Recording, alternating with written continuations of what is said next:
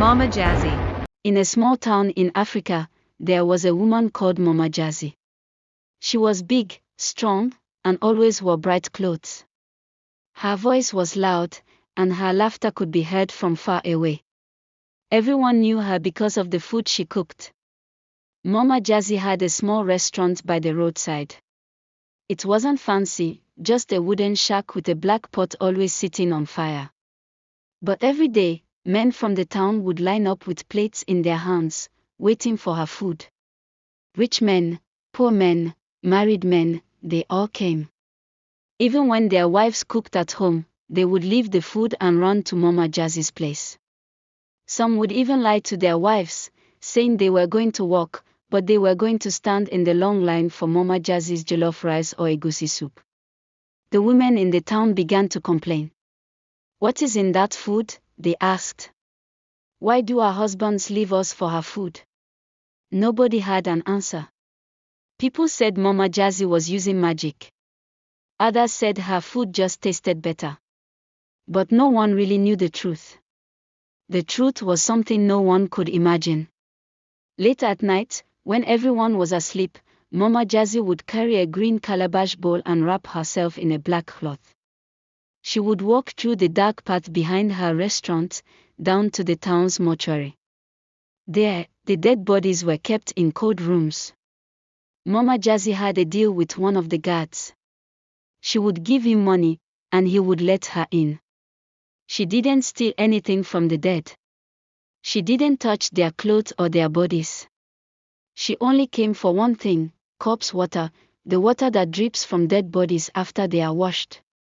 It was dirty. It smelled strange. But Mama Jazzy believed it had power.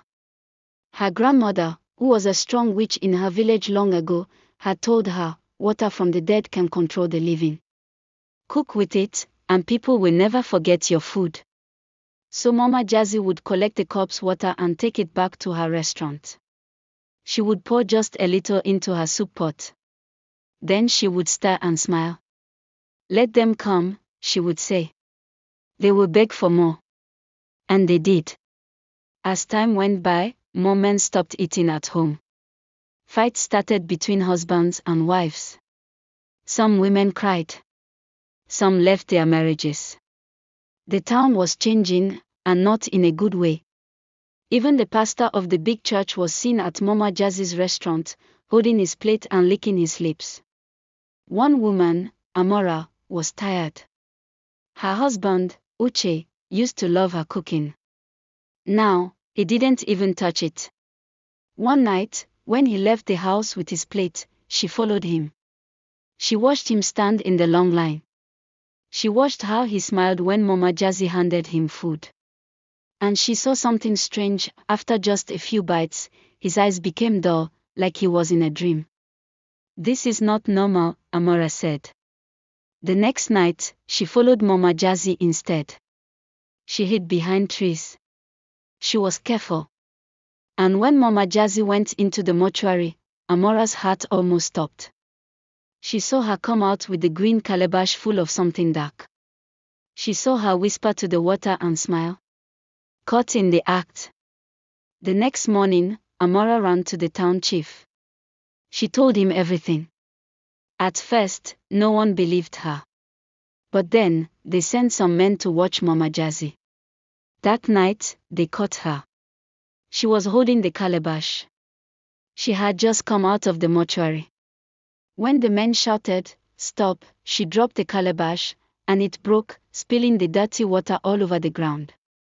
"What is this?" they asked. Mama Jazzy did not lie. "I use corpse water," she said, looking proud. "It makes the food sweet. It makes the men come back. I did not kill anyone. I only cook." The town went silent. Then, anger broke out. "You are wicked," one woman shouted. "You broke our homes," another cried. The chief said, "This is evil. You cannot stay in this town. Banished." Mama Jazzy was told to leave the town forever. The women gathered and burned her cooking pots. The men, now ashamed, stayed in their homes. Some cried. Some prayed. Mama Jazzy packed her things.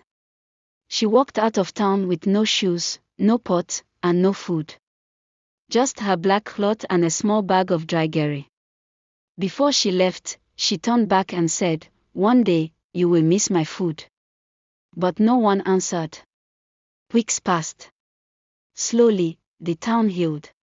Husbands returned home. Wives cooked again. The long line outside Mama Jazzy's shack was gone. But something strange happened. Some men said their mouths didn't enjoy food anymore. Nothing tasted right.